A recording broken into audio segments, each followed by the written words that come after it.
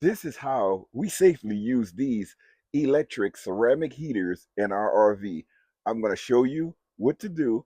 If you don't trust it, you can ask an RV electrical expert if what we do works for you. But I'm sure it will work. Let's go and understand the electrical system inside of your motorhome, fifth wheel, travel trailer, or whatever you're traveling. Let's check it out. Electrical outlets inside of your RV is much different than in the sticks and bricks, the houses, the apartments. So knowing what you can plug in and what you can't plug in is key. Plugging in something that's really huge that draws a lot of power on a continuous basis is probably not best for the RV, but something that's drawing a small amount of power, maybe let's say 400 or 500 watts for long periods of time, that's not going to hurt your RV. We have to be careful of the big draws over a long period of time because those big draws is what generates heat. And when you're generating heat with electrical equipment, that's what you want to avoid. Our camp is currently winterized, but we still use it. We don't winterize it like everyone else. We don't put antifreeze through our lines. We just use an air compressor and blow the air, blow the water out of the lines. But our RV is heated at all times throughout the winter. We store our RV in the Pocono Mountains of Pennsylvania, and it goes below zero here in the winter. So having the heat inside of the RV is key and sort of mandatory for us because we don't use the antifreeze through the lines. Now let's look at a big ceramic oscillating heater like this. This heater is rated at 1500 watts when you use that as full capacity. This is not good to run on a continual basis in your RV, but you may ask, why would you have it if you can't use it continually for hours and hours? And this is going to be the answer for you. If you're in a campground and you plugged into shore power, it doesn't mean we're going to use this plugged into your electrical interface in your RV.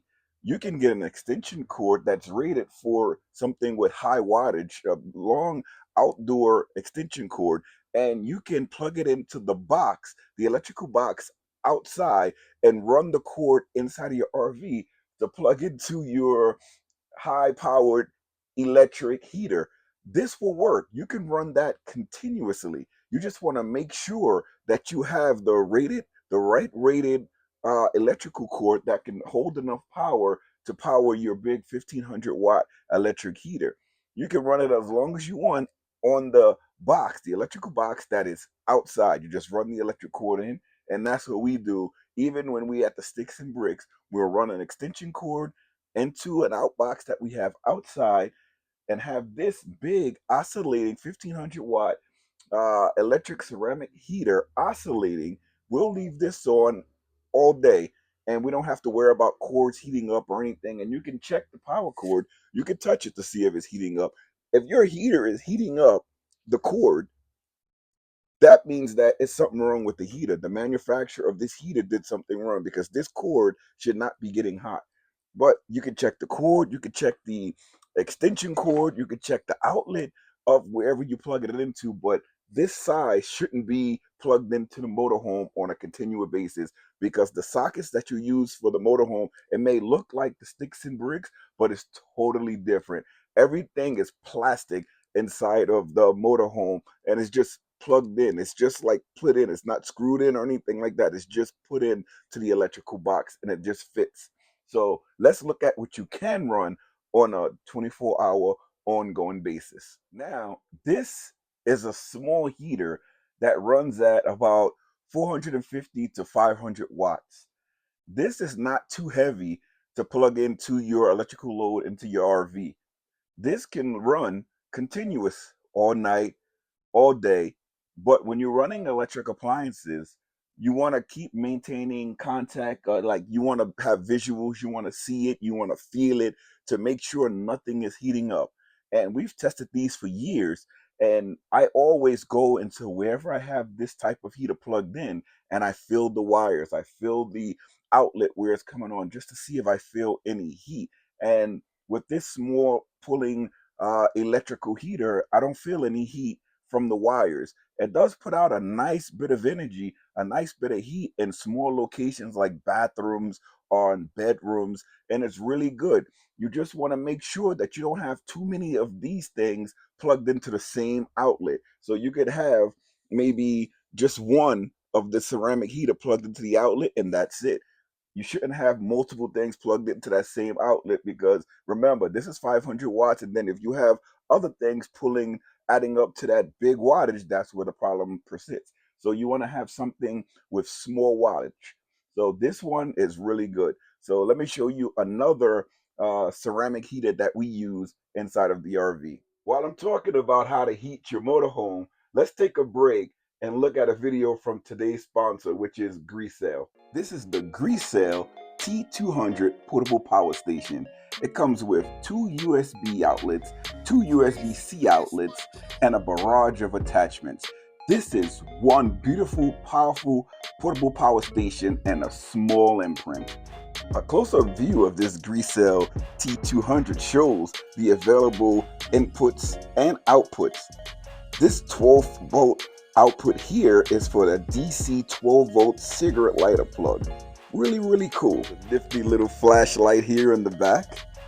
Pretty cool. You can swivel it side to side. It even has a part here that has a pullout to hold a cell phone.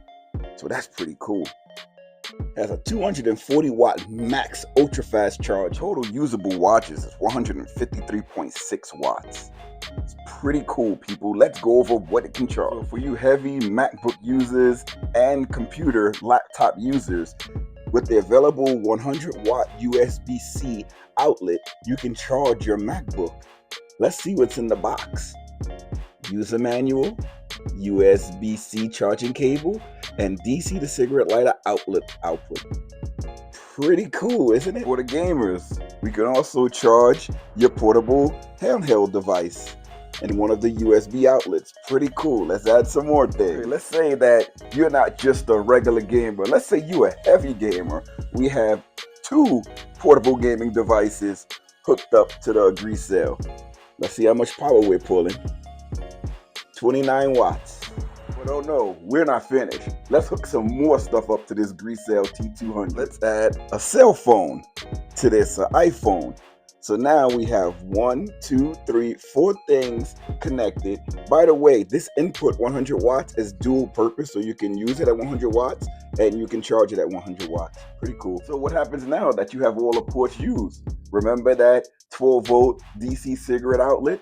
Let's plug that in. Now you have this 12 volt DC cigarette outlet that you can connect things to. You can put a refrigerator 12 volt into here, or you can hook up another device, an inverter that has more USB outlets. So now we also have this inverter that has 1, 2, 3, 4, 5, 6 extra USB outlets. So from one Greasel T200, we have all of these devices connected to stay charged up if you're going camping. Now, you can use more if you want. You can use different devices. There's a whole load of devices that you can use. These are just some of them that works with this Greasel T200. Remember, there's no inverter in use with this Greasel T200. You're just using power straight from the battery. So you're getting the absolute most you can get by plugging in your device. We are now in my washroom with the Greasel T200, and let's check out the flashlight.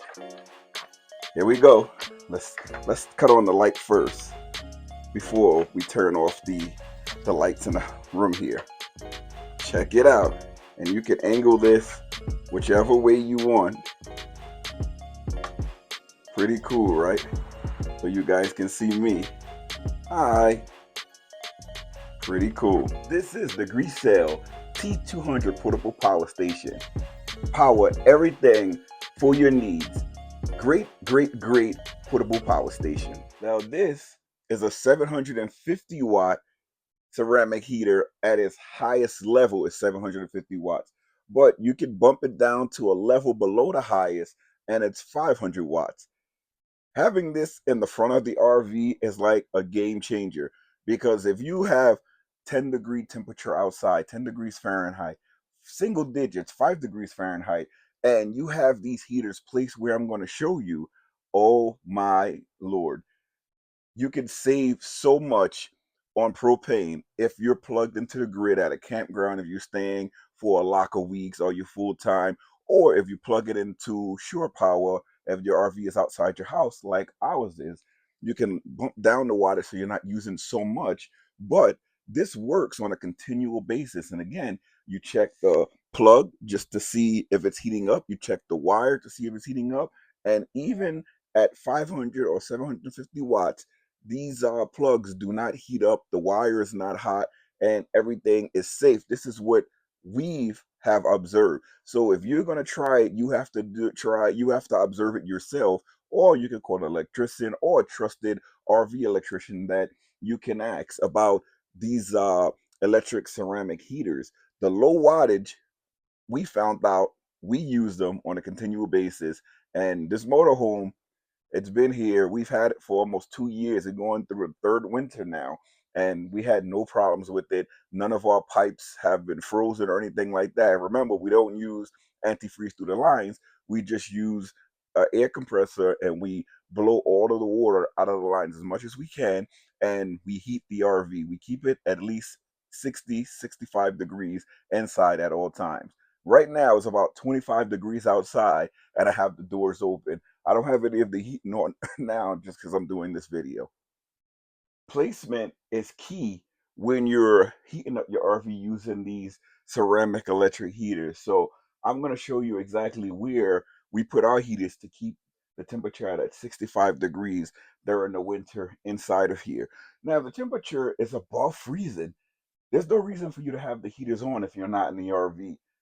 You can have the heaters off if the temperature is going to be about 40 degrees, because nothing is going to freeze above the freezing temperature inside of your RV. Your pipes are going to be fine. So we use a lot of how you call it, Wi-Fi plugs, and we have the heaters plugged into all Wi-Fi plugs so that we can control it from our phone. So I don't have to physically be inside the RV to turn the heat on. And I've been doing this for years with the Wi-Fi plugs. This is the brand that I use all across the RV. It's Kaza. I'll put a link down in the description with TP link. And we have Starlink that's hooked up all of the time. So we always have Wi-Fi where we can control these plugs no matter where we are. You can use your cell phone data if you're like in another state, and you can turn the heat, lights off and on using these Kaza plugs. This tower electric ceramic heater, we leave it right here at the door entrance, and we have the cord going outside of the door that's going to be attached to an extension cord. Well, the extension cord is inside. Everything that's plugging is inside. The extension cord runs outside to wherever we're plugging it in at. But this is where we use the tower heater, the 1500-watt heater that's plugged in outside to the outside box of the campsite, or to shore power if we're in the sticks and bricks. Always remember, those big heaters, 1500 watts or more, don't plug them into your RV system. We usually have an extension cord and we plug it in outside of the RV system into the electrical box in the campground or in the sticks and bricks. One thing you want to know about winter is that you have field mice that come out. So if you want to avoid the field mice, you have to run the wire high outside of your RV so it's nowhere for the mice to grab so they can get into your RV. So we'll run the wire high over certain things and then plug it in somewhere where the wire is running high. If a mice happens to get on the wire, they're going to have to climb high to get into your RV. We've never seen that happen. So just food for thought. We leave a ceramic heater over here by the window. This is blowing from the front of the RV just to keep this area in the cockpit warm. It works. You can bring that heater more over to the table in front of the chair, but it works. When you're running these heaters, remember, keep papers, everything away that can go on fire. So we usually like have papers, anything that can catch flame, we leave it away from the heater. And you want to have the back of the heater with enough space for it to ventilate, because it does have fans inside of the heater. So it has to have space in the front and the back. And you don't want to have anything that can catch on fire that can come very close to it. So that's one plot right there. We have one in the front of the RV. We have the oscillating tower plugged into shore power with an extension cord plugged in outside of the RV. Now let me show you the other heaters that we have. So if you're walking down into the bedroom, you see that orange heater? We leave that right there. My wife loves having her heat. So we leave that oscillating heater right there. Well, that's not oscillating, that's just a standstill. And it heats up enough where I have to ask her to cut it off because it gets too warm. But all of this heat is efficient. You can leave it on continuous. Well, we leave it on continuous and we monitor it all the time to make sure that nothing is heating up. But you can check with your electrician or an RV guy that you trust to see if this setup will work for you. Saves a lot on propane, let me tell you. Our motorhome, like I said before, is plugged in all winter long. During the harshest snowstorms, ice storms, our heat is on using electric. We don't use propane while the RV is here at the Sticks and Bricks. The last place we put a heater is in the bathroom. So remember I showed you the heater that's in the room. We don't keep that on 24 hours a day because we're not back there 24 hours a day. We wake up when we're out, we go into the living room and we all sit into the living room. That's when we have it on.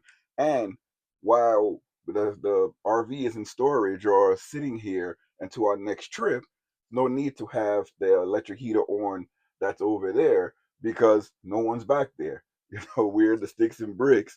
The RV is just sitting until our next trip. So we just leave that off until we have to come in here or we have to do something. My wife have to do something in the room. We'll just leave that off. So as you come into the bathroom, we're leaving another ceramic heater right here. And of course, we leave it enough room with air. It can air flow in the back. We test the wires and we have it hooked up to a Wi-Fi plug. And remember I said, you don't want to have too many things plugged in. That's just a plug underneath it to keep the mice away. It doesn't pull much energy.